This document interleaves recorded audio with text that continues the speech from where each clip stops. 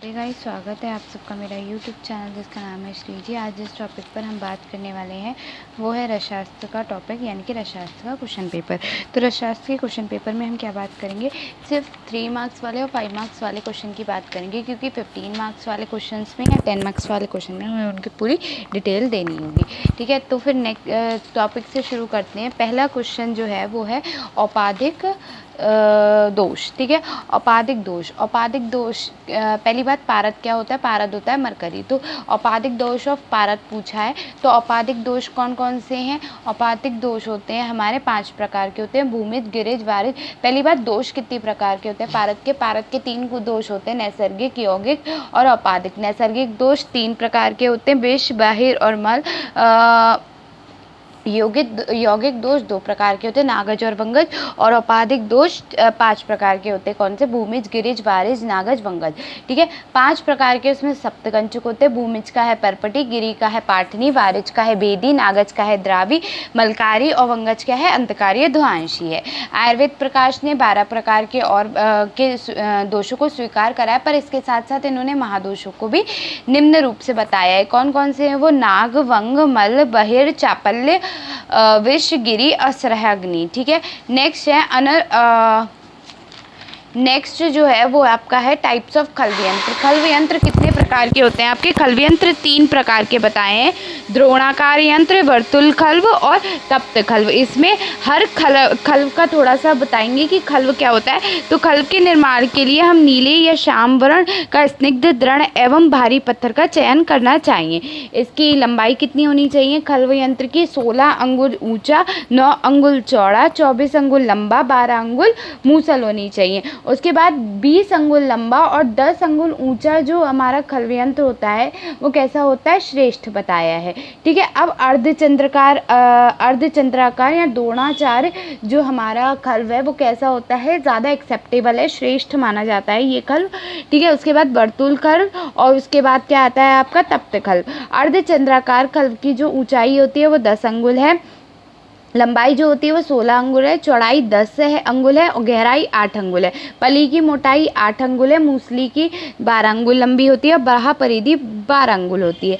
ठीक है, वर्तुल कैसा होता है? गोलाकार खल्व होता है जो अत्यंत चिकना होता है और 12 अंगुल विस्तार वाले पत्थर से निर्मित 4 अंगुल गहरा होता है, जिसका तलभाग अत्यंत चिकना बनाया गया होता है तथा जिसकी मूसली का अधभाग चिपटा तथा शिखर भाग आसानी से पकड़ा जा सकता है। ऐसा खल्व वर्तुल खल्व होता है। ठीक है, नेक्स्ट है आपका तप्त खल्व। तप्त खल्व क्या होता है? लोहे का बना 1 अंगुल अभ्यंतर परिणाह वाला तथा 6 अंगुल गहरा तथा जिसका मर्दन 8 अंगुल का होना चाहिए। मर्दक कैसा होना चाहिए? 8 अंगुल का होना चाहिए। ऐसा वर्तुल तप्त खल्व कहलाता है। ठीक है, ये जो खल्व होता है वो लोहे का बना होता है। ऐसा लोहा होता है वो जो अग्नि पर पिघलता नहीं है। इसमें हम पारद का मर्दन करके अगर अग्नि पर रख देते हैं तो भी इसे कोई हानि नहीं होती। ठीक है, नेक्स्ट है आपका क्वेश्चन मित्र पंचक। मित्र पंचक 3 मार्क्स का क्वेश्चन है। मित्र पंचक में हम क्या क्या यूज़ करते हैं? गुंजा है, घृत है, सुहागा है, गुगलू है और शहद है। ठीक है, अब यवछार निर्माण विधि क्या है? यवछार की निर्माण विधि पूछी गई है। तो जौ के पंचांग या डंडी को जलाकर उसकी भस्म कर लें, इसे एक स्वच्छ पात्र में 8 गुने जल में धो लें, कुछ समय तक इसे स्थिर होने दें, पश्चात ऊपर के जल को निरुद्ध कर लें, मतलब साफ कर लें। फिर क्या है उसके बाद? निरुद्ध हुए जल को मोटे स्वच्छ वस्त्र से 7 बार अथवा फिल्टर पेपर से छान कर अग्नि पर पकाएं और जब गाढ़ा होने लगे तब क्या हो? अग्नि से पृथक कर अलग करके धूम से अथवा वाष्प स्वेप पर रखकर पूरा सुखा लें, इसे एकत्र कर रख लें। यही क्या है? यवछार होता है। तो यवछार क्या होता है? हम जौ के और या फिर जौ के पंचांग को या फिर डंडी को जलाकर उसकी भस्म कर लेते हैं, उसके बाद उसे 8 गुने पानी में उसे धो लेते हैं, उसके बाद उसे क्या करते हैं? निरुद्ध करते हैं, उसके पश्चात उसे स्थिर होने देते हैं स्थिर होने देते हैं और क्या करते हैं, जल को निथार लेते हैं। निथारने के बाद उसे क्या करते हैं, स्वच्छ वस्त्र से या फिल्टर पेपर से हम 7 बार छान लेते हैं और अग्नि पर पकाते हैं और गाढ़ा होने तक क्या करेंगे, तब अग्नि से पृथक करके धूप से अथवा बाष्प श्वेत पर रख कर पूरा सुखा लें, इसे एकत्र कर रख लें। ठीक है। उसके बाद सामान्य रत्न का मारण कैसे होता है। सामान्य रत्न का मारण क्या है कि मनशिला, गंधक और हड़ताल से करते हैं। लकुत स्वरस के साथ घोटकर कल्क समान भाग में लेते हैं, मनशिला, गंधक और हड़ताल। उसके बाद लकुत स्वरस के साथ घोटकर कल्क सदृश बना लेते हैं। जिस रत्न का भस्म बनाना हो उसका सूक्ष्म चूर्ण कल्क में मिलाकर शराब संपुट में बंद कर गजपुट की अग्नि में फूंक देते हैं। इस प्रकार 8 फूंक देने से हीरे के अतिरिक्त किसी भी रत्न का उत्तम भस्म बन जाता है। व्यवहार में मोती और प्रवाल को गौदुग्ध अथवा गुलाब जल में अच्छी तरीके से मर्दन करके चक्रिका बना करके शराब संपुट में बंद करके 3 से 4 गजपुट की अग्नि दे देने से उत्तम भस्म बन जाती है। माणिक्य, पन्ना, पुखराज, नीलम, गोमेद और वैदुर्य के लिए ये उपयोगी माना गया है। नेक्स्ट क्वेश्चन है आपका अंजन के प्रकार। अंजन कितने प्रकार के होते हैं। अंजन 5 प्रकार के बताए गए हैं। कौन कौन से, सौवीरंजन, रसांजन, स्रोतोअंजन, पुष्पंजन और नीलांजन। ठीक है। कौन कौन से अंजन बताए गए हैं, सौवीरंजन, रसांजन, स्रोतोअंजन, पुष्पांजन और नीलांजन। ठीक है। उसके बाद जो सौवीरंजन होता है वो कैसा होता है, धूम्र वर्ण का होता है, पांडुर वर्ण का होता है अथवा श्वेत वर्ण का होता है। रसांजन कैसा होता है, पीले रंग का होता है। स्रोतोअंजन कैसा होता है, बल्मीक शिखारन तोड़ने पर नीलो पल की आभा वाला होता है और पीसने पर गैरिक के समान लाल वर्ण के रेखा वाला होता है। पुष्पांजन कैसा होता है, सफेद रंग का होता है और नीला भारी होता है। ठीक है। 8 योनि मुक्ता की। मुक्ता की 8 योनियां क्या हैं, तो कौन कौन सी हैं मुक्ता की योनियां। उत्पत्ति की दृष्टि से ज्योतिष एवं रसशास्त्र ग्रंथों ने मोती की 8 योनियां बताई हैं। कौन कौन सी, शुक्तिज, शंखज, हस्तिज, वराहज, सर्पज, मत्स्य, दर्दुज और वैरणुज। ठीक है। ये हो गए आपकी मुक्ता की 8 योनियां। नेक्स्ट क्वेश्चन है आपका शोधन सम्यक। शोधन सम्यक या तुथत। तुथत को ससैयक का शोधन। ठीक है। ये क्वेश्चन है ससैयक का शोधन। तुथत को कुसुम, खदिर, लाक्षा, मंजिष्ठा आदि रक्त वर्ण के द्रव्यों की, जितने भी रक्त वर्ण के द्रव्य होते हैं, कौन कौन से, कुसुम, खदिर, लाक्षा, मंजिष्ठा आदि रक्त वर्ग के द्रव्यों के क्वाद की 7 भावना देने से यह शुद्ध हो जाता है। जितने भी रक्त वर्ण की 7 बार भावना देने से ये स्वच्छ हो जाता है। स्नेही द्रव्यों को सिंचन से तुथत शुद्ध हो जाता है और स्नेही द्रव्यों के सिंचन से क्या होता है, तुथत जो होता है वो आपका शुद्ध हो जाता है। तुथत के गौ, महिष अथवा बकरी के मूत्र में डोयला यंत्र विधि से 3 पहर तक स्वेदन कर लेने से शुद्ध हो जाता है। सेकेंड विधि क्या है, ससैयक को तुथत भी कहते हैं। तो क्या होता है, तुथत को हम गौ, महिष अथवा बकरी के मूत्र में डोला यंत्र विधि से 3 पहर तक स्वेदन कर लेने से शुद्ध हो जाता है। तुथत को नींबू स्वरस की 3 भावना देने से शुद्ध हो जाता है। तो कितने, एक तो रक्तवर्ग हो गया, एक नींबू हो गया, एक आपका बकरी का मूत्र या गाय का मूत्र, इन सब का वो हो गया। तो कितनी कितनी भावना है आपके रक्तवर्ग की, 7 भावना देनी पड़ती है। ठीक है। और जो बकरी का, गौ का, महिष का मूत्र की कितनी भावना देनी पड़ती, स्वेदन करना पड़ता है, 3 पहर तक हमें स्वेदन करना पड़ता है डोला यंत्र में। ठीक है। उसके बाद आपका तुथत के नींबू स्वरस की क्या है कि 3 भावना देनी पड़ती है। ठीक है। नेक्स्ट आपका पूछा गया थर्मोकपल क्या होता है। थर्मोकपल आपका क्या होता है, by definition a thermocouple is a sensible. Thermocouple क्या है, एक सेंसर है which is use for the measurement of temperature in the form of EMF। क्या है, EMF के फॉर्म में क्या करता है, ये टेम्परेचर नापता है। या फिर or an electric current, the sensor comprises of 2 dissimilar metal wires that are connected at one junction। और क्या होता है, इसमें 2 dissimilar metal wires होते हैं जो कहाँ पे कनेक्टेड होती हैं, एक जंक्शन पे कनेक्टेड होते हैं। स्ट्रक्चर क्या है, normally thermocouple is consist of 2 different metal wires and both wires are connected together at one junction at. और क्या होता है, नॉर्मली क्या होता है, जो थर्मोकपल होता है कंसिस्ट करता है 2 डिफरेंट मेटल वायर को और both wire are connecting together at one junction end, एक जंक्शन एंड पे कनेक्ट करते हैं। वर्किंग क्या है, depend upon Seebeck theory, it is used for measure differences between the temperature, के बीच में जो मेजर डिफरेंसेस है उसको, the temperature at the junction end becomes imbalance, then the potential variation induces in the circuit. और क्या होता है, इसकी वजह से जो आपका टेम्परेचर का जंक्शन होता है वो क्या है, and become imbalance, then the potential variance induces in the circuit, entire flow of current throughout the circulated is calculated by the measurement tools. और बाकी सब कैसे करते हैं, टूल्स के थ्रू हम इसे यूज़ करते हैं, ठीक है। नेक्स्ट है इसकी application, measurement of output can be calculated like potentiometer and amplifier.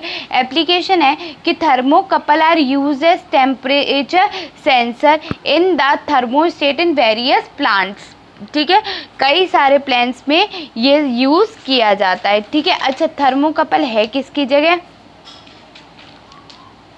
Put की जगह हम यूज़ करते हैं, तो इसको ऐसे, और अगर इसको और थोड़ा अगर आपको ये याद नहीं आ रहा है तो इसको पुट को लिख के आना, पुट क्या होता है, ठीक है, वो भी याद रखना कि मॉडर्न कोरिलेशन के साथ आपको लिख के आना है, ठीक है।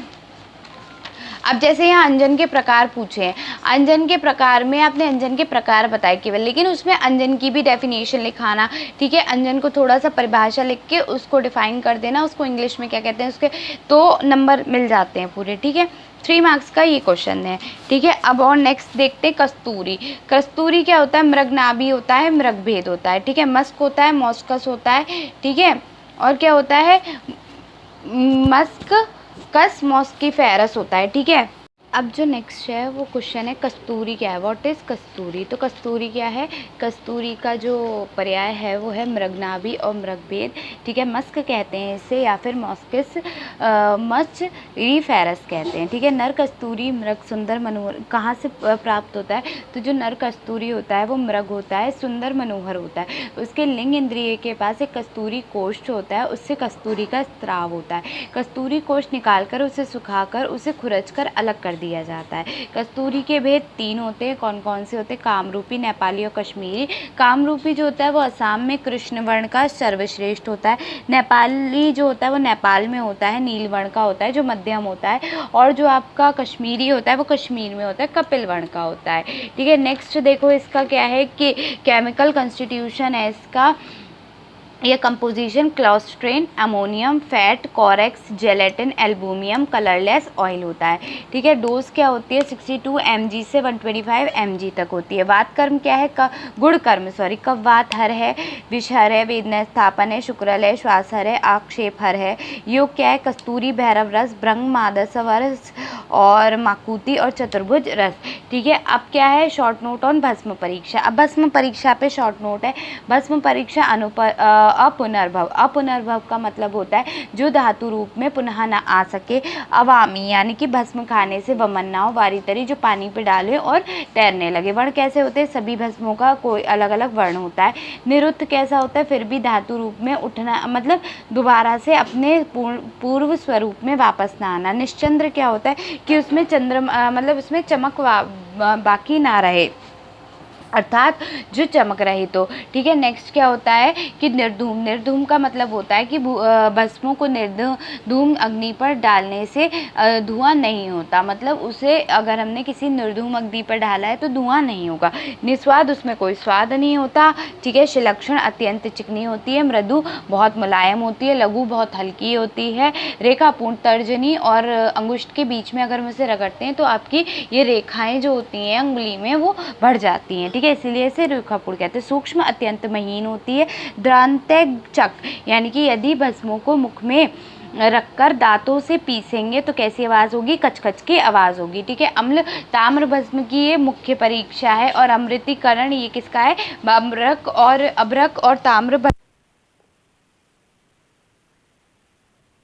शॉर्ट नोट है किस पे, आपका परिभाषा प्रकरण पे शॉर्ट नोट है कि संक्षिप्त क्या होता है। परिभाषा 5 नंबर में पूछा गया है कि क्या लिखोगे, निगुणत, आनुक्त, लेशोक्त, संदिग्धार्थ, प्रदीपिका, सुनिश्चितार्थ, विबुद्धे, परिभाषा, निगद्यते। यानी कि संक्षिप्त और सांकेतिक शब्दों द्वारा शास्त्र के बिना जिन गुप्त, अप्रकट अथवा किंचित प्रकट तथा संदिग्ध भाव या अर्थ का स्पष्ट और निश्चित अर्थ जिससे प्राप्त हो उसे परिभाषा कहते हैं। धन्वंतरी भाग, सिद्ध किए हुए रस, तेल और घृत का 1/2 भाग, अवलेह का 1/8 भाग, सभी प्रकार के धातुओं की भस्म का और काष्ठ औषधियों के चूर्ण की गोली, गुटिकाएं, मोदक आदि का 1/7 भाग, रोगी के लिए रोगी के ही खर्च से तैयार औषधियों का जो भाग आरोग्य और सुख की प्राप्ति हेतु धन्वंतरी के नाम से वैद्य को दिया जाता है उसे धन्वंतरी भाग कहते हैं। रुद्र भाग, व्यापारी लोगों से जो औषधि वैद्यों अथवा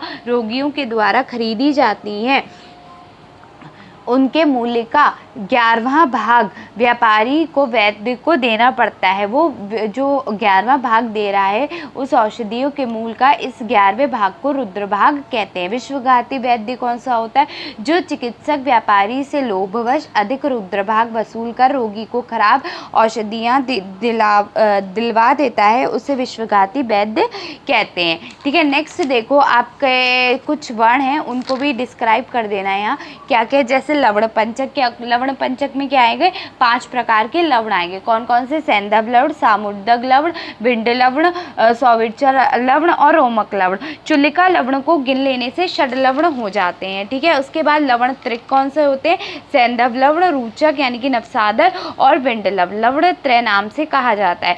सैंधव की प्रधानता औषधि प्रयोगों हेतु 5 लवणों में से सैंधव लवण उपयोगी है, इसीलिए सैंधव लवण श्रेष्ठ माना गया। केवल लवण शब्द जहाँ हो वहाँ लवण का सैंधव ग्रहण करना चाहिए। मधुरत्रय क्या होता है, घी, गुड़ और शहद मधुरत्रय होता है। अम्ल वर्ग क्या होता है, जंबीरी, नींबू, अम्लवेतस, इमली, नारंगी, दाड़िम और वृक्षा अम्बुल, बिजौरिया, नींबू, चांगेरी, चनककमल, खटारा, बर, करौंदा, चुक्रिका आदि। ठीक है, उसके बाद नेक्स्ट है क्षीर त्रय क्या होता है, अर्क दुग्ध, वट दुग्ध और स्नूही क्षीर होता है। पंचामृत क्या होता है, गाय का दूध होता है, दही होता है, शर्करा होता है, गाय का घी होता है, शहद होता है। इनसे क्या बनता है, पंचामृत बनता है। मित्र पंचक क्या होता है, मित्र पंचक भी पूछा गया है, क्वेश्चन है।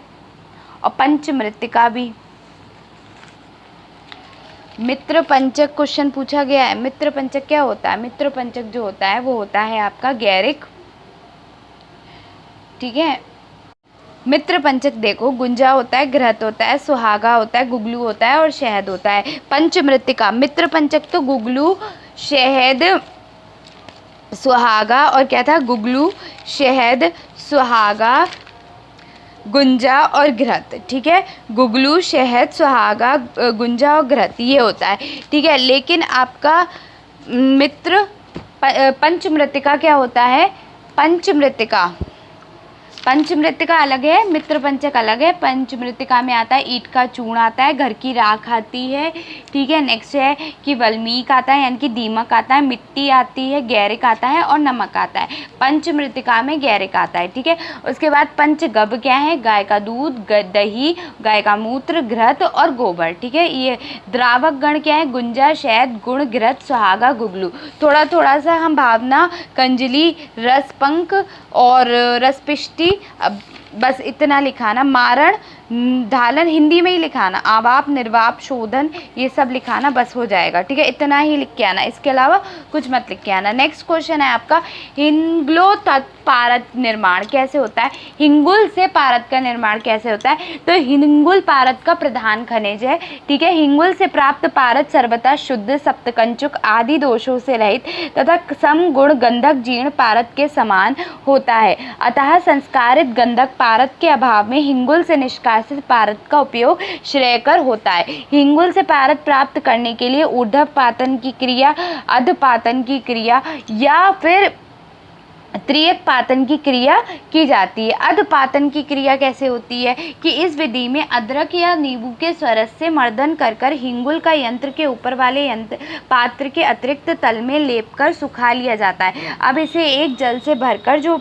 जमीन के अंदर मुख तक स्थापित किया जाता है और उसके मुंह पर मिलाकर पात्र के मुख से संधिबंधन कर दिया जाता है। ऊपर वाले पात्र में बाहर से उपलों से अग्नि दी जाती है। हिंगुल से निकला हुआ पारद जल वाले पात्र को एकत्र हो जाता है।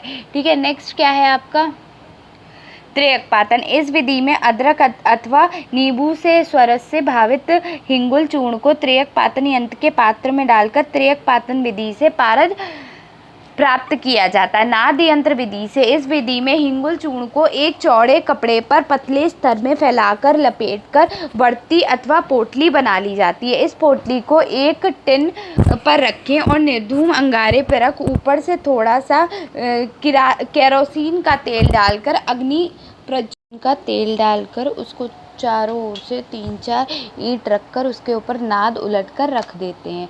इससे क्या होता है, नाद यंत्र विधि से फिर नाद के अंदर ऊपरी भाग में पारद धूम रूप में एकत्र हो जाता है। इसके बाद जो कपड़े से धीरे धीरे रगड़कर 3 से 4 बार कपड़े से छानकर पारद प्राप्त कर लेते हैं। नेक्स्ट क्या है, निष्कासन विधि। एक पत्थर की खरल में हिंगुल का चूर्ण बना लें। इस चूर्ण में समान भाग अदरक और नींबू रस मिलाकर थोड़ा थोड़ा डालकर खूब अच्छी तरीके से मर्दन कर लें। चूर्ण के शुष्क हो जाने पर इसे डमरू यंत्र में ऊर्ध्व पातन यंत्र अथवा त्रियकपातन यंत्र में रखकर मध्य से तीनों प्रकार की अग्नि देकर पारद प्राप्त कर लें। 250 ग्राम हिंगुल के लिए 2 घंटे की अग्नि पर्याप्त है। नेक्स्ट क्वेश्चन है आपका रस सिंदूर। रस सिंदूर कैसे बनता है, घटक द्रव्य हैं शुद्ध पारद और शुद्ध गंधक जिनकी मात्रा है 1-1 पल। ठीक है, भावना द्रव्य क्या है, बटा अंकुर स्वरस। ठीक है, उसके बाद शुद्ध पारद और शुद्ध गंधक कंजली, शुद्ध पारद और शुद्ध गंधक की कंजली बनाएं। इस कंजली को बटा अंकुर स्वरस की 3 भावना देकर सुखा लें। अब इसे 7 बार कपड़ा मिट्टी की हुई कांच कूपी में भरकर बालुका यंत्र में प्रथम 2 अंगुल ऊंची बालू भरकर कूपी रखकर बालुका यंत्र को बालू से पूरी तरह भर लें। अब इस बालुका यंत्र को भट्टी पर स्थापित कर 4 याम तक मृदु, मध्य और तीव्र अग्नि पाक करें। इससे अरुण वर्ग का रस सिंदूर तैयार हो जाएगा। इसे बालुका यंत्र के स्वांग शीत हो जाने पर सावधानी पूर्वक ग्रहण करें। ये था रसेश्वर। ठीक है, अब है रस तरंगिणी ने क्या बताया। रस तरंगिणी ने वही शुद्ध पारद और शुद्ध गंधक लिया है। ठीक है, लेकिन इन्होंने क्या लिया है, 8-8 भाग लिया है। दोनों को खरल को एकत्र कर मिलाकर 2 दिन तक अच्छी तरीके से मर्दन करके कंजली बना ली हमने। उसके बाद अब इस कंजली को बड़ के अंकुर के स्वरस में अथवा कोमल रोमल की मसूलियों के स्वरस की 3 भावना देकर सुखा लें। अब एक दवात जैसा आकार की शीशी लेकर, कैसे दवात जैसे आकार की शीशी लेकर उसको रुई और मिट्टी से के गारे से 7 बार कपड़ा मिट्टी से सुखा लें। इस शीशी में उक्त कंजली को भरकर बालुका यंत्र में रखकर इसके नीचे मध्य, मृदु, मध्य और तीव्र अग्नि क्रम से दें। प्रथम 2 याम तक मृदु अग्नि दें, फिर मध्यम अग्नि दें। गंधक के जीर्ण हो जाने पर कांच कूपी के मुख पर डांट लगाकर उसे गुण और चूने के मिश्रण से अच्छी प्रकार बंद कर दें। तत्पश्चात 6 घंटे की तीव्र अग्नि देकर रस सिंदूर का पाक करें। बालुका यंत्र के स्वांगशीत हो जाने पर शीशी को निकालकर तोड़कर उसमें से रक्त कमल के समान लाल वर्ण का वाले शीशी के गले में लगा हुआ रस सिंदूर प्राप्त कर लें। मात्रा है 1 से 2 रत्ती की मात्रा दिन में 2 बार देनी चाहिए। गुण है उत्तम रसायन, बाजीकरण, नाड़ी एवं स्नायु बलवर्धक है, फुफ्फुस की क्रियाशीलता को बढ़ाता है, ज्वर, प्रमेह, शूल, प्रदर, गुल्म, क्षय, स्थौल्य, व्रण, अग्निमान एवं कुष्ठ रोगों में प्रयोग होता है। 5 प्रकार की वायु को भी नियमन करता है। नेक्स्ट क्वेश्चन है हड़ताल, ग्रह लक्षण, डोज एंड टाइप्स। ठीक है, हड़ताल ग्रह लक्षण, हड़ताल ग्रह लक्षण मतलब उसके नॉर्मल लक्षण क्या होते हैं, तो हड़ताल को आर्सेनिक कहा जाता है या AS2S3 कहते हैं, आर्सेनिक ट्राइसल्फाइड, ठीक है, और पिमेंट भी कहते हैं, ठीक है। उसके बाद येलो आर्सेनिक भी इसका नाम है, आर्सेनिकल गोल्ड और भी इसका नाम है। 1.5 से 2 तक इसकी क्या है, विगुण है, और स्पेसिफिक ग्रेविटी है 3.4 से 3.5 तक। ताल, तालक, नटभूषण, नतमंडक, शैलभूषण, विडालिका, चित्रगंधक, पिंचर, वंश पत्रक, आल, पीतनक, वंगारी, लोमहृत, खजूर, वंशपत्र एवं मलध्वज इसके पर्याय हो गए। यह एक खनिज द्रव्य है। वर्तमान में यह कृत्रिम रूप से भी बनाया जाता है। ये पीले रंग के चमकीले परतों वाला ढेले के रूप में प्राप्त होता है। इसमें आर्सेनिक के 2 परमाणु तथा गंधक के 3 परमाणु मिले होते हैं, ठीक है, क्यों AS2O3 है, ठीक है। इसमें आर्सेनिक के 2 परमाणु, गंधक के 3 परमाणु होते हैं। जलाने पर गंधक में लहसुन सी गंध आती है, आग पर उड़ जाता है, ये आग पर उड़ जाता है, और यवक्षार और यवक्षार और नौसाधार के घोल तथा रसांध्र अम्ल घुलनशील बन जाता है, ठीक है। प्राप्ति स्थान है विदेशों से भारत में आता है। हड़ताल के भेद होते हैं 2, पत्रताल और पिंडताल। पत्रताल उत्तम होता है और पिंडताल अधम होता है, ठीक है। पत्रताल क्या है, स्वर्ण के समान सुंदर पीली चमक वाला, भारी, स्निग्ध, छोटे छोटे पत्रों से युक्त और चमकदार होता है। इसे अत्यंत अल्प प्रमाण में अशुद्धि होती है, ठीक है, इसमें बहुत कम अमाउंट में अशुद्धि प्रेजेंट होती है। नेक्स्ट क्या है आपका कि यह पिंडताल। पिंडताल कैसा होता है, पिंडताल यह पत्र रहित पिंड ढेले के समान अल्प सत्व वाला, चमकीला, रहित तथा भारी होता है। इसे अधम माना जाता है। इसमें अशुद्धि अधिक होती है। इसे स्त्री पुष्कर कहा जाता है। शोधन कैसे होता है इसका, अशोधित हड़ताल के सेवन से दाह, शोध, शरीर में कंप, तोद, रक्त विकार और कुष्ठ रोग की आशंका होती है। शरीर की सुंदरता को भी नष्ट करता है, मृत्यु कारक होता है, वात और कफज रोगों को उत्पन्न करने वाला होता है। अशुद्ध तालक वायु का नाश करने वाला होता है, कफज एवं वातज रोग तथा प्रमेह की उत्पन्न करने वाला, शरीर में ताप, स्फोट और अंग संकोच को उत्पन्न करता है, अतः इसकी शुद्धि अवश्य करनी चाहिए। हड़ताल का शोधन कैसे करते हैं हम, कुष्मांड का स्वरस या तिल, छार, जल या चूर्णोदक में डोला यंत्र विधि से स्वेदन करने से हड़ताल शुद्ध हो जाता है। इसकी मात्रा होती है, हड़ताल भस्म की मात्रा है 1/4 रत्ती से 1/2 रत्ती, ठीक है। उसके बाद इसके गुण क्या होती है, भस्म के गुण की बताया है कि वैसे तो इसकी मारण की भी बात करी है, पर मारण छोड़ देना, शोधन पूछा है और आपका क्या पूछा है, इतना ही पूछा, नॉर्मल ही पूछा है, ठीक है, तो इतना नहीं है। बहरहाल प्रमुख योग है कस्तूरी भैरव रस, तालकेश्वर रस, ताल सिंदूर रस, नित्यानंद रस और वात गुंजक रस और समीर पनग रस, ठीक है, इतना ही है। गुड़ देख लो, गुड़ है, रस कटु होता है, तिक्त होता है, कषाय होता है, गुड़ में स्निग्ध और गुरु होता है, वीर में उष्ण होता है, कफ और रक्त विकारों को, कर्म है कि कफ और रक्त विकारों को दूर करता है, विष तथा भूताबाधा को नष्ट करता है। केवल हड़ताल का सेवन करने से आर्तव दोष नष्ट हो जाता है। अग्नि, दीपक, बलकारक, कांतिकारक, वृक्ष, पुष्टिकर, ओजकर, रसायन एवं मृत्युकर है। कंडू, विसर्प व्याधियों में विशेष रूप से कौन सी व्याधियों में देते हैं, वात व्याधि में देते हैं, श्लेष्मज व्याधि, रक्तपित्त, वातरक्त, कंडू, कुष्ठ, विसर्प, द्रदु, पामा, श्लीपत, श्वास, कास, विषजन्य व्याधि, ज्वर, कटी ग्रह, गुद रोग, क्षय, प्रमेह, मुख रोग, व्रण, रक्त विकार, कफजन्य रोगों को नष्ट करता है, ठीक है। और इसके साथ कौन से पथ्य अनुपान क्या है इसका, कषाय, गुटूची कषाय है, शहद है, घृत है, और पथ्य क्या है, हड़ताल सेवन करने से लवण, अम्ल एवं कटुरस वाले पदार्थों तथा आतप सेवन आदि का त्याग कर देना चाहिए, ठीक है। मारण भी देख लो, मारण है शुद्ध हड़ताल के गाढ़े पलाश मूल त्वक के क्वाथ को तीन भावना देकर, उसे महिषी मूत्र में भावना देकर चक्रिका बनाकर सुखाकर शराब संपुट में बंद कर 10 पुट उपलों की अग्नि में फूंक दें। इस प्रकार 12 पुट देने से हड़ताल का उत्तम भस्म बन जाता है। शुद्ध पत्रताल को दूसरी विधि है कि शुद्ध पत्रताल को पुनर्नवा के स्वरस में 1 दिन मर्दन कर एक गोलाकार चक्रिका बनाकर सुखा लें। अब इसे एक स्थाली यानी कि भांड में आधा भाग पुनर्नवा छार भरकर उसके बीचों बीच हड़ताल की चक्रिका को रखकर शेष भाग को पुनः पुनर्नवा छार से भर दें। अब इस भस्म यंत्र को चूल्हे पर चढ़ाकर अग्नि प्रज्वलित करें। अग्नि को क्रमशः बढ़ाते जाएं तथा 5 दिन तक अग्नि देकर पाक करें। तत्पश्चात श्वांक्षित होने पर सावधानी पूर्वक हड़ताल भस्म को प्राप्त कर लें। इसी प्रकार पीपल त्वक पात की 21 भावना देकर, ये तीसरी विधि है कि पीपल त्वक पात की 21 भावना देकर चक्रिका बनाकर पीपल त्वक भस्म के मध्य रखकर 4 याम तक अग्नि देने से हड़ताल भस्म बन जाती है। अर्क दुग्ध चौथी विधि है कि अर्क दुग्ध से भावित कर चक्रिका बनाकर पलाश भस्म के मध्य रखकर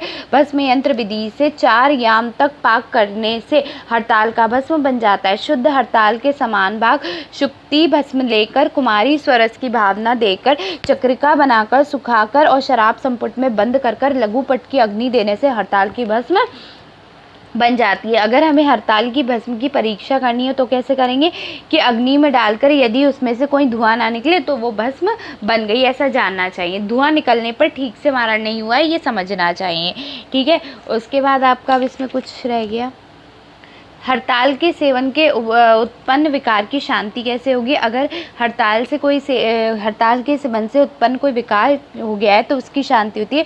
शकरायुक्त जीरक का 3 दिन तक सेवन कराएंगे और इसके अतिरिक्त जीरक मधु कुष्मांड स्वरस का 3 दिन में 3 बार सेवन कराएंगे। हड़ताल सत्वपातन क्या होगा, 1 पल हड़ताल लेकर उसे अर्क दुग्ध की 1 दिन तक भावना देकर सुखा लें, फिर उसमें 1 तोला तिल का तेल मिलाकर अच्छी प्रकार मर्दन कर लें। कांच कूपी में भरकर बालू का यंत्र से खुले स्थान पर 7 पहर तक क्या करेंगे, पाचन कराएंगे। उसके बाद स्वांगशीत होने पर कूपी के तल भाग में स्थित श्वेत वर्ण का हड़ताल सत्व प्राप्त करेंगे। रस माणिक के निर्माण कैसे करेंगे कि शुद्ध हड़ताल चूर्ण की अभ्रक पत्रों के बीच में रखकर मंद अग्नि पर पकाएं।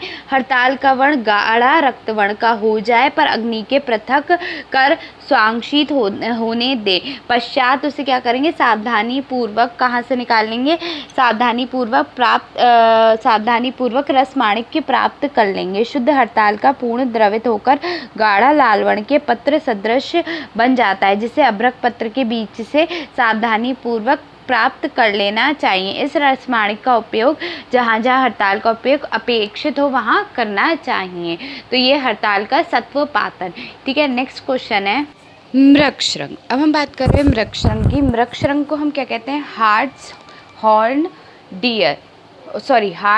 या डियर हॉर्न, ठीक है। फिर क्या है, इसके पर्याय होते हैं एण श्रृंग, मृग विषाण, हरि श्रृंग और विषाण। हरिण जाति वन्य पशु का श्रृंग है, यानी वराह सिंगा का सींग है, ठीक है। ग्राहा मृगशृंग कौन सा होता है, तो ग्राहा मृगशृंग होता है कि धुन रहित लंबा छोटे छोटे श्रृंग से भारयुक्त दृढ़ श्रृंग भस्म निर्माण हेतु लेना चाहिए। खीखला तथा घुन अथवा कीट खादित त्याजत है। मृग श्रृंग का मारण कैसे करते हैं, आरी से काटकर छोटे छोटे टुकड़े कर लेते हैं। अब इसे आग में डालकर जला दें।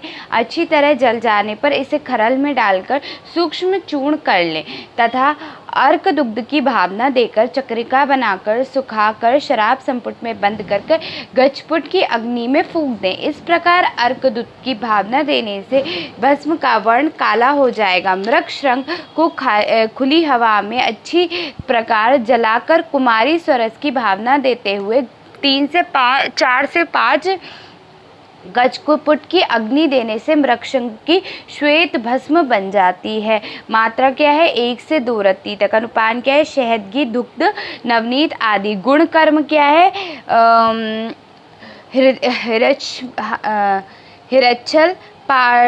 हिरल्यास हिरल्यास पार्श्वशूल का श्वास एवं प्रतिशय्या हर है और कफ निसारक होता है। मृगशृंग को जल से घिसकर सिर पर लेप करने से शीर्षशूल में तत्क्षण मतलब तुरंत ही लाभ होता है। ठीक है, उसके बाद इसके प्रमुख योग क्या है? ज्वर मोहरावटी, ज्वरांकुश रस और गृहिणी पाट रस और त्रिनेत्र रस। ठीक है, एक और है कंद परशुदन रस। टाइप्स ऑफ गंधक एंड मेथड्स ऑफ शोधन। टाइप्स ऑफ गंधक, कितने प्रकार के गंधक होते हैं और गंधक का शोधन कैसे होता है। ठीक है, तो पहला देखो गंधक कितने प्रकार के होते हैं। गंधक को हम कहते क्या है? सल्फर होता है गंधक। गंधक के प्रकार क्या है? गंधक के प्रकार क्या है? अच्छा, गंधक कौन सा रस है? महारस है, उपरस है या फिर साधारण रस है? गंधक आपका कौन सा रस है? गंधक है, बोलो बोलो, कोई तो बोले, कमेंट सेक्शन में डाल दीजिएगा आप लोग कि क्या है गंधक। गंधक है वैसे उपरस, मैं बता देती हूँ। ठीक है, उपरस है गंधक। ठीक है, तो गंधक के प्रकार, रस आवरण में गंधक के 3 प्रकार कहे गए हैं। कौन कौन से? शुक्ल चंचु निभम जो कि श्रेष्ठ है, पीत वर्ण जो कि मध्यम है, श्वेत वर्ण जो कि अधम है। रसेंद्र चूड़ामणि में इसके 4 भेद बताए गए हैं। कौन सा? रक्त, पीत, श्वेत, कृष्ण। रक्त जो है वो शुक्ल तंडुले निभम धातु वर्धार्थ होता है। पीत जो है वो शुक्ल पिच्छे निभम कैसा होता है? रसायन कर्मार्थ होता है। श्वेत जो होता है वो खट्टिका कारक होता है, लोह मार्द्रव होता है। और कृष्ण कैसा होता है? दुर्लभ होता है, जरा मृत्यु नाशकार्थ होता है। ठीक है, उसके बाद ये तो हो गए गंधक के प्रकार। अब क्या है? मेथड ऑफ शोधन। ठीक है, सॉरी अभी एक और रह गया। संप्राप्ति भेद से 2 प्रकार के बताए गए। ठीक है, हरित पीतवर्ण और श्वेत पीतवर्ण। हरित पीतवर्ण का आंवला सार गंधक होता है और श्वेत पीतवर्ण का क्या होता है? खट्टिका गंधक होता है। जो आंवला सार गंधक होता है वो उत्तम और औषधि कार्य के लिए उपयोग किया जाता है, तथा खट्टिका गंधक जो होता है वो ब्रह प्रयोगनार्थ लेना चाहिए। उसके बाद ग्रह और अग्रह पारद गंधक भी होता है। पहले गंधक का शोधन देखो। पहली विधि क्या है? एक पात्र में दूध भरकर उसके मुख में पतले वस्त्र से बांधकर एक लोहे की कढ़ाई में गौग्रत के साथ गंधक को पिघला ले। इस पिघले हुए गंधक को कपड़े से छानते हुए दूध भरी हांडी में गिरा दें। अब इस दूध एवं उसमें स्निग्ध गंधक सहित हांडी को अग्नि पर चढ़ाकर मंद अग्नि पर पाक करें। 1 घड़ी यानी कि कितने 3 घंटे तक सुवित्र करें यानी कि पकाएं। ठीक है, स्वेदन के पश्चात गंधक को हांडी से निकालकर स्वच्छ जल से घी सुखाकर धोकर सुखाकर फिर क्या है? शुद्ध गंधक प्राप्त कर ले। इस प्रकार शुद्ध किया गया गंधक पाषाण आदि न पिघलने वाला पदार्थों से कपड़े से छनकर मुक्त हो जाता है। घृत में तुष के आकार के पिघलने वाले पदार्थों तुष के आकार के नुकीले दाने के रूप में विष में जो कपड़े से छनकर नीचे चला जाता है, पिंड रूप में दूध के ऊपर तैरता रहता है। इस प्रकार शुद्ध गंधक अपत्य पूर्वक सेवन से भी विकार नहीं उत्पन्न करता, अन्यथा अशुद्ध गंधक सेवन की स्थिति में अपथ्य हलाहल विष के समान शरीर को नष्ट कर देता है।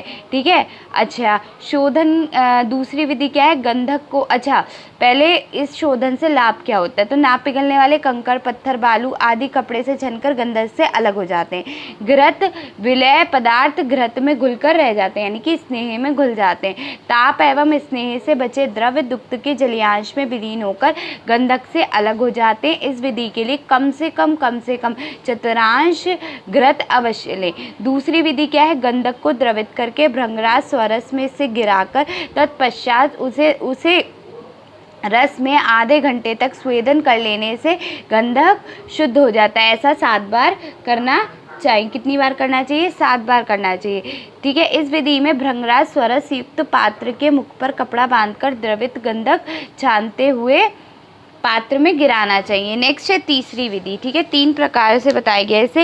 एक हांडी में दूध भरकर उसके मुख पर कपड़ा बांधकर इस कपड़े का गंधक चूड़ बिछा दे, हांडी के मुख को गंधक सहित पूरी तरह से ढक ले। ऐसे मिट्टी के ढक्कन से ढक कर कपड़ा मिट्टी कर पात्र में मुख तक गड्ढे में डालकर मुख भाग पर उपलों की अग्नि जला दे। इससे गंधक द्रवित होकर कपड़े से छनता हुआ दूध में चला जाता है। इस प्रकार गंधक की शुद्धि हो जाती है। ऐसा 100 बार करने से गंधक गंध रहित हो जाता है। तो ये हो गया आपका टाइप्स ऑफ गंधक और गंधक के शोधन, ठीक है। उसके बाद है नवरत्न। आपके रत्नों के बारे में पूछा गया, केवल रत्नों के बारे में पूछा गया है, ठीक है। नहीं सॉरी, क्वेश्चन क्या है, एक सेकेंड,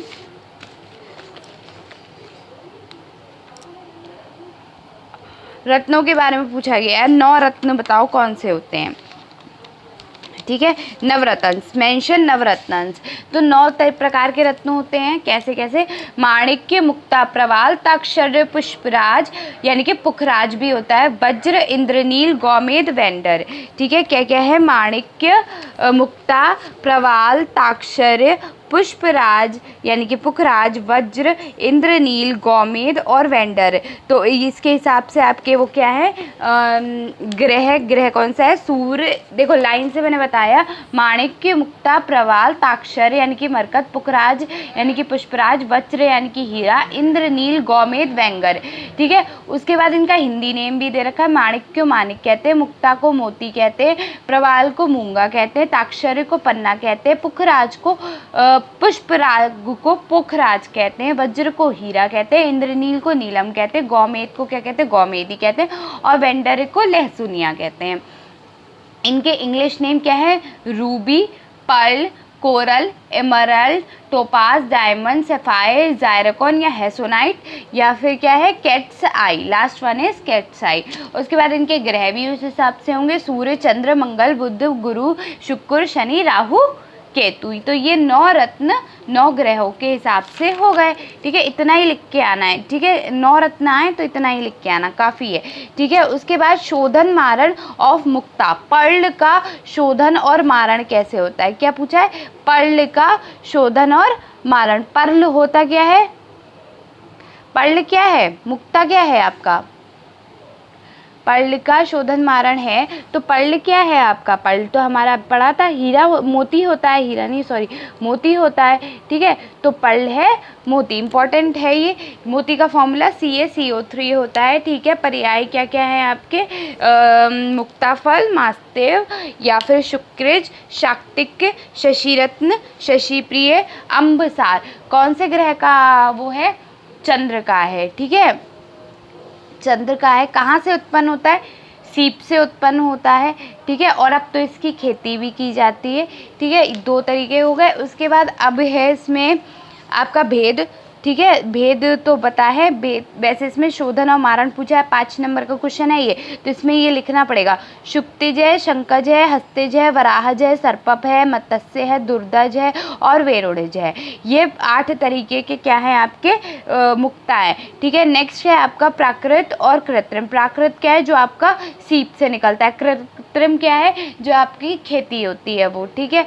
ग्राह मुक्ता कौन सा होगा? जो देखने में श्वेत, लघु, स्निग्ध हो, कांतिमान हो, निर्मल हो, बड़े आकार वाला हो, पानीदार हो, गोल हो। इन 9 लक्षणों से युक्त मुक्ता श्रेष्ठ माना जाता है, और गोल, स्थूल, भारी और निर्मल मुक्ता शुभ मानी जाती। त्याजत कौन सा है? जो रुक्ष हो, जो साफ ना हो, मतलब श्याप वर्ण का हो, पानी रहित हो, ठीक है। और का हो नमक के जैसा दिखने वाला हो, टेढ़ी मेढ़ी आकृति हो, अभ्र शुद्ध हो, गांठदार हो, ऐसा मुक्ता क्या होता है आपका? त्याजत होता है, ठीक है। मोती की परीक्षा अगर करनी हो तो कैसे करनी चाहिए? मोती को धान के भूसे से रगड़कर गौमूत्र में धोकर डालें। यदि मोती की चमक यथावत बनी रही तो वो असली मोती है, और अगर नहीं बनी रही तो वो नकली मोती है। मुक्ता का शोधन कैसे करते हैं? शुद्ध मुक्ता को डोला यंत्र विधि से जयंती पत्र स्वरक से 3 घंटे तक स्वेदन कर देने से मोती शुद्ध हो जाता है। इसे स्वच्छ जल में प्रक्षालन कर रख ले। इसी प्रकार अगस्त पत्र चूर्णोदक में 3 घंटे तक स्वेदन कर लेने से मोती शुद्ध हो जाता है। या तो जयंती स्वरस, या फिर अगस्त पत्र स्वरस, या फिर चूर्णोदक, इन तीनों से मुक्ता क्या होता है, शुद्ध हो जाता है। शुद्ध मुक्ता का मारण कैसे होता है, शुद्ध मुक्ता का अच्छी प्रकार चूर्ण कर ले। अब इसे गुलाब जल से घोटकर टिकिया बनाकर सुखाकर संपुट में बंद कर लघु पुट की अग्नि में फूंक दे। इस प्रकार 3 पुट देने से मोती का श्वेत वर्ण का उत्तम भस्म बन जाता है। क्या करते हैं, अच्छी प्रकार से मोती का चूर्ण कर लेंगे। चूर्ण करने के बाद क्या करेंगे, गुलाब जल में घोटकर टिकिया बनाकर सुखा लेंगे। तो क्या करेंगे, संपुट में बंद कर लघु पुट की अग्नि में फूंक देंगे। इस प्रकार 3 पुट देने से मोती की श्वेत वर्ण का उत्तम भस्म बन जाता है। इसी प्रकार मुक्ता को गौदुग्ध से भावित कर 3 लघु पुट दे देने से सुंदर श्वेत वर्ण की भस्म बन जाती है। मुक्ता भस्म का जो वर्ण होता है वो कैसा होता है, सफ़ेद होता है। ठीक है, उसके बाद मुक्ता की पिष्टी कैसे बनती है, शुद्ध मोती को उत्तम पत्थर के खरल में डालकर बारीक चूर्ण कर लें। तत्पश्चात गुलाब जल डालकर 3 दिनों तक अच्छी प्रकार मर्दन कर सुखा कर रख दें। तो ये क्या है, आपका मुक्ता की पिष्टी है। ठीक है, नेक्स्ट क्या है, ढालन प्रोसेस क्या होती है। ढालन प्रोसेस होती है किसी भी द्रव्य को, द्रव में मतलब किसी भी द्रव्य को द्रव में, लिक्विड को सॉलिड को लिक्विड में डालने को हम क्या कहते हैं, एक सेकेंड, ढालन कहते हैं। वैसे यही होना चाहिए। ढालन क्या होता है कि हम किसी भी, हाँ ढालन, द्रतु द्रवस्य निक्षेपत, द्रव्य को द्रव में ही डालना, मतलब लिक्विड को लिक्विड में डालना, उसे ढालन कहते हैं। द्रव को द्रव में डालना ढालन कहलाता है। किसी भी द्रव को यानी कि लिक्विड को लिक्विड में ही डालना क्या कहलाता है, द्रावण ढालन कहलाता है। तो द्रुत द्रवस्य निक्षेप द्रवे तद ढालम मतम, यानी कि द्रव को द्रव में डालना ढालन कहलाता है। इसका सबसे अच्छा उदाहरण क्या है, पूती लोह का शोधन होता है। नाग और वंग का शोधन इसका एग्जाम्पल है। तो द्रव्य नहीं है, द्रव है। लिक्विड को लिक्विड में डालना क्या कहलाता है आपका, लिक्विड को लिक्विड में डालना कहलाता है आपका ढालन, यानी कि पूती लोह नाग वंग का शोधन। तो द्रव्य को द्रव में डालना क्या कहलाता है, का शोधन कहलाता है, सॉरी ढालन कहलाता है। फिर है अमृतीकरण। अमृतीकरण क्या होता है, अमृतीकरण होता है लोहादिनाम मृतानाम, मेंशन अमृतीकरण, यही क्वेश्चन है, मेंशन अमृतीकरण। तो अमृतीकरण क्या होता है कि जो हम लोहादिनाम मृतानाम वैशिष्ठ दोषा पुनत्यते क्रियते अस्तु संस्कार अमृतीकरण मतम, यानी कि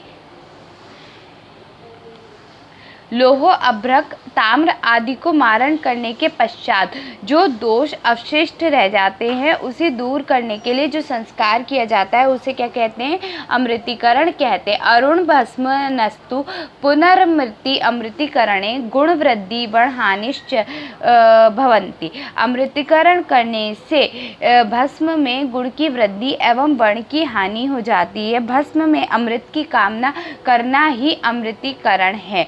अभ्रक ताम्र स्वर्ण माक्षिक में अमृतीकरण करना चाहिए। अभ्रक भस्म का अमृतीकरण कैसे होता है, 10 भाग अभ्रक भस्म लेने से, 16 भाग त्रिफला क्वाथ लेने से और 8 भाग गौग्रत लेने से एक साथ लोहे की कढ़ाई में मिलाकर मंदा अग्नि पर पाक करने से अभ्रक भस्म का अमृतीकरण हो जाता है। ठीक है, तो अमृतीकरण क्या होता है कि हम किसी भी दोष में जो अवंशित को मारण करके जो भी भस्म है उसको मारण करने से पश्चात जो दोष अवशिष्ट रह जाते हैं उसे दूर करने के लिए जो संस्कार किया जाता है उसे अमृतीकरण कहते हैं। ठीक है, नेक्स्ट क्या है कि अमृतीकरण करने से भस्म में गुणों की वृद्धि और वर्ण की हानि हो जाती है। भस्म में अमृत की कामना करना ही अमृतीकरण होता है। और अभ्रक का अमृतीकरण कैसे होता है, 10 भाग अभ्रक भस्म लेने से, 16 भाग त्रिफला क्वाथ लेने से और 8 भाग गौग्रत लेंगे। उसके बाद इन सबको एक लोहे की कढ़ाई में मिलाकर जब मंदा अग्नि पर पाक करेंगे तो अभ्रक भस्म का अमृतीकरण हो जाएगा। ठीक है, अब पूछा है पारद की गति। पारद की 5 गतियाँ होती है, जलक, हंसक, मलक, धूमक और जीव्या अदृश्य गति। जलक कौन सी होती है, जलक वो होती है जो जल की तरह होती। कैसे, प्रयोग स्वेदन प्रक्षालन के समय जल के साथ पारद निकल जाता है, इस पारद की गति को हम जलक या जल गति कहते हैं। हंसक कौन सी होगी, जो हंस के समान होगी, यानी कि प्रयोग में शीघ्र स्थिरता करने से जो उड़ जाती है, हंस की तरह उछलकर अथवा उड़कर पारद निकल जाता है, उसे क्या कहेंगे? हंसज कहेंगे। मलज मलक क्या होती है? जो नाग वंग आदि जो पारद में मल के रूप में मिल जाती है, उसे मुक्त करने के लिए पारद की ऊर्ध्व आदि और तिर्यक पातन आदि क्रियाएं की जाती हैं। उसके बाद धूमक क्या होगी? पारद जब अग्नि के संपर्क में आता है तो धुएं से में परिवर्तित होकर उड़ जाता है, वो धूमक होगी। ठीक है। जीव गति या दृश्य गति, शरीर में जैसे जीव के निकलने की गति उद्देश्य होता है, ठीक उसी प्रकार प्रयोग के क्रम में पारद अदृश्य रूप से निकल जाता है, जिसे कोई देख नहीं पाता। पारद की इस गति को कोई रोक भी नहीं सकता। ठीक है। तो इसे क्या कहते हैं? आपका पारद गति कहते हैं। नेक्स्ट है आपका पाताल कोष्ठी। ठीक है। तो पाताल कोष्ठी क्या होता है? दृढ़ एवं समतल भूमि पर एक बितरा गहरा गड्ढा कर उतना ही चौड़ा गड्ढा आकार का एक गड्ढा बना ले। उस गड्ढे के बीच में 4 अंगुल गहरा और एक उतना ही गोल गड्ढा, छोटा गड्ढा बनाकर अंदर से बाहर की भूमि की सतह पर निकालते हुए एक तिरछी नली जोड़ दें। 4 अंगुल गोल गड्ढे, नीचे तिरछी नली की कोष्ठी वाला सिरा खुला रहता है। यह 6 छिद्र पर एक 5 छिद्रयुक्त मिट्टी का प्याला रख दें। तिरछी नली की बाहरी सिरे को धमन यंत्र से जोड़ दें। अब कोष्ठी को कोयले से भरकर ऊपर द्रवयुक्त मूसा रखकर अग्नि प्रज्वलित कर भस्त्रिका से भस्म करें। यह कोष्ठी जमीन में गर्त बनाकर तैयार की जाती है, अतः इसे पाताल कोष्ठी कहते हैं। इस कोष्ठी से मृदु द्रव्यों का सत्वपातन किया जाता है। नेक्स्ट आपका है कुक्कुटपुट। कुक्कुटपुट क्या होता है? भूमि में 2 विस्तृत लंबा चौड़ा और गहरा गड्ढा खोदकर, ये सब 5 नंबर के क्वेश्चन है। ठीक है। तो क्या है? भूमि में 2 विस्तृत लंबा चौड़ा या गहरा गड्ढा खोदकर अधकंठ पर्यंत उपले भरकर संपुट रखकर नीचे से आधे उपले भरकर अग्नि देने को कुक्कुटपुट कहा जाता है। 1 हाथ लंबा चौड़ा और गहरा गड्ढा जिसमें वनोपल द्वारा अग्नि देते हैं, वो कुक्कुटपुट कहलाता है। कुक्कुटपुट। ठीक है। उसके बाद क्या है आपका? एक विस्तृत लंबा चौड़ा गहरा गड्ढा करने को क्या कहते हैं? हम कुक्कुटपुट कहते हैं। नेक्स्ट है आपका 6 अंगुल लंबा चौड़ा और 6 अंगुल लंबा चौड़ा और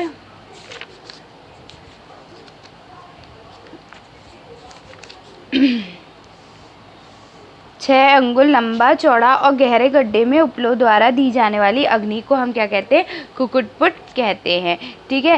देखो इसमें हम कितने उपलों की अग्नि दे रहे हैं ये बताओ। इसमें हम ये पूरा टॉपिक सब हो चुके हैं। ठीक है। तो हमने महापुट में कितने उपलों की अग्नि दी थी? 1000 की। ठीक है। उसके बाद गजपुट में और कम हो गए थे। उसके बाद और कुक्कुटपुट में हमने 2 42, यानी कि हमने टोटल कितने उपलों की अग्नि दी थी? 10 उपलों की अग्नि दी थी। ठीक है। कुक्कुटपुट में 10 उपलों की ही अग्नि दी जाती है। बस क्या है? भूमि में 2 बिंता या 2 बालिस्त का गड्ढा करते हैं। ठीक है। लंबा चौड़ा और गहरा दोनों 2 ही बालिस्त का करते हैं। लंबा हो, चौड़ा हो, गहरा हो, 2 बालिस्त का गड्ढा करते हैं। और ठीक है। उसके बाद अधकंठ उस पर एक गहरा गड्ढा खोदकर अधकंठित उपले भरकर, यानी कि आधे मतलब 10 उपले भरकर संपुट रखकर नीचे से उपले ऊपर भरकर, नीचे और ऊपर मतलब एक बराबर 5 नीचे रखे जाएंगे, 5 ही ऊपर रखे जाएंगे। और क्या करते हैं? उसको कुक्कुटपुट कहते हैं। ठीक है। कुक्कुट के संबंध में मत है एक, देखो मत है इसलिए। अच्छा इसका तो मत क्या था? 1 हाथ लंबा चौड़ा और गहरा गड्ढा जिसमें वनोपल द्वारा अग्नि देते हैं, उसे कुक्कुटपुट कहते हैं। यह दूसरा है एक विस्तृत लंबा चौड़ा और गहरा गड्ढा कुक्कुटपुट कहलाता है। 6 अंगुल लंबे चौड़े और गहरे गड्ढे में उपले द्वारा दी गई अग्नि को कुक्कुटपुट कहते हैं। ठीक है। और क्या है? 16 अंगुल लंबा चौड़ा और गहरा गड्ढा कुक्कुटपुट कहलाता है। तो अलग अलग मत है आचार्यों के, अलग अलग 6 है, 16 है, एक विस्तृत है और 1 हाथ लंबा है। ठीक है। उसके बाद क्या है? इसका उपयोग कहाँ होता है? तुताक्षर, पारद, मुग्धाश्रंग, लोह, स्वर्ण और स्वर्णाक्षिक आदि की भस्म बनाने के लिए कुक्कुटपुट का प्रयोग किया जाता है। नेक्स्ट क्वेश्चन है गुंजा शोधन विधि। नेक्स्ट क्वेश्चन क्या है? गुंजा शोधन विधि। गुंजा किसका प्रकार है? गुंजा किसका प्रकार है? गुंजा है नवीन गुंजा बीज के, अच्छा रुको, गुंजा किसका प्रकार है? गुंजा क्या है मतलब यहाँ पूछा गया है, पहले तो गुंजा पूछा गया है, उसके बाद उसके शोधन की विधि पूछी गई है। गुंजा उपविष्ट कहलाता है, ठीक है, जिसको हम क्या कहते हैं? एब्रस सीड कहते हैं या एब्रस प्रेकैटोरियस भी कहते हैं, ये बोटेनिकल नेम है, ठीक है। क्या कहते हैं? एब्रस प्रीकैटोरियस, ठीक है। पर्याय क्या है? गुंजा, रक्ता, रक्तिका, ताम्रिका, कृष्णचूड़ा, उच्चटा, शीतपाकी, ये तो आपका उपविष्ट में भी आया है ना, ठीक है। शोधन की आवश्यकता, शोधन कैसे कर, पहले तो आवश्यकता क्यों है?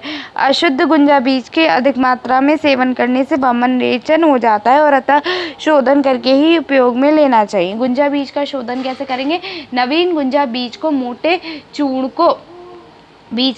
चूर्ण को द्विगुण वस्त्र की पोटली में बांधकर गौदुग्ध में डोला यंत्र विधि से 3 घंटे तक स्वेदन कर लेने से गुंजा बीज शुद्ध हो जाता है।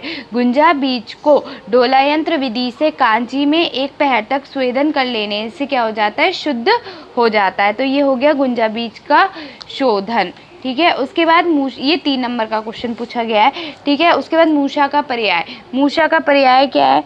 मूषा के पर्याय देखो, मूषा, कौंचका, कुमुदी, करहाटिका, पाचनी एवं मित्रा। तो मूषा क्या है? दोष हारक है, हारकता को करता है, इसलिए इसे मूषा कहते हैं। कुमुदी क्यों कहते हैं? आकृति की ऐसी होती है। कौचका एवं करहाटिका क्यों कहते हैं? उपादान द्रव्य है। पाचनी क्यों कहते हैं? अग्निकर्म को करता है। बहिमित्रा क्या है? अग्नि रिसाव होती है, ठीक है। पारद के टाइप्स क्या है? पारद के कितने टाइप्स हैं? 2 टाइप्स होते हैं। कौन से? गृह पारद और अग्रह पारद, ठीक है। अच्छा, इसमें कन्फ्यूजन हो जाता है, क्या कन्फ्यूजन होता है? जो एक तो ये होता है कि मुक्ता और यौगिक पारद में बहुत कन्फ्यूजन होता है, ठीक है। कौन कौन से लिखाते हैं? मुक्ता और गृह पारद, ठीक है। और सॉरी, यौगिक स्वरूप, ये इसका स्वरूप है, ठीक है। मुक्ता और यौगिक इसका स्वरूप है, और नैसर्गिक, यौगिक और औपाधिक इसके क्या है? दोष हैं। पर इसका जो पारद के जो टाइप्स हैं वो 2 ही हैं। कौन कौन से हैं आपके? गृह पारद और अग्रह पारद, ठीक है। तो गृह पारद कौन सा होता है? तो जिस पारद का अंत भाग नीलवर्ण की आभा वाला भाग उज्ज्वल वर्ण का हो तथा मध्य आग्रह के सूर्य जैसा तेजस्वी और चमकदार हो, वह पारद शुद्ध जाना जाता है और यही गृह पारद है। अग्रह पारद क्या होता है? जो पारद धूम्र वर्ण का, पांडु वर्ण का अथवा चित्र विचित्र रंग का हो, वह पारद अशुद्ध और अग्रह माना जाता है। खान से प्राप्त पारद में नाग, वंग आदि इतर पदार्थ के दोष रूप में मिले होने के कारण ही पारद का वर्ण धूम्र वर्ण अथवा पांडुर वर्ण का अथवा चित्र विचित्र वर्ण का होता है। ऐसा पारद अशुद्ध होता है, इसे संस्कार अथवा औषधि कार्य के लिए भी नहीं लिया जाता, अतएव ये अग्रह पारद है, ठीक है। तो ये हो गया आपका, यहाँ पे आज के लिए इतना ही करते, ठीक है। बहुत क्वेश्चन हो जाएंगे वरना। मिलते हैं आप सबसे नेक्स्ट वीडियो में। Thank you.